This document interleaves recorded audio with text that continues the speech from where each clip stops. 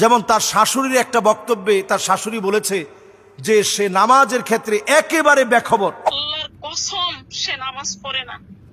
আমি অবাক হয়ে যাই, মাগরিবের রক্ত সে দিয়ে টান টান হয়ে ঘুমাইতেছে, কি ব্যাপার। তারপরে সেই এশা রক্ত ওইটা তিন রক্ত 4 রক্ত করবো, কোনদিন আবার ফজরের রক্ত ওইটা 3 রক্ত 4 রক্ত করবো।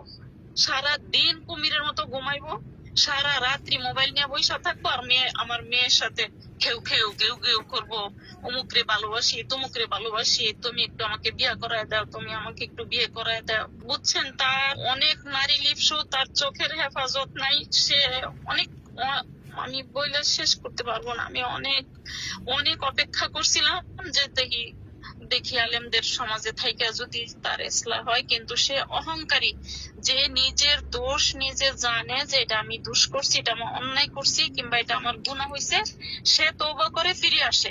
কিন্তু সে যা করে সে মনে করে এটাই ঠিক। সে তো আলেম না, ভালোভাবে কথা বলতে পারে এইটুকুই সে চালান বানায় নিছে, কিন্তু সে আলেম না। সে জানে না যে নামাজ না পড়লে কি হয়, নামাজ আমার মন করা মত চললে কি হয়, আমার মনের স্বাধীনতা ভাবে চললে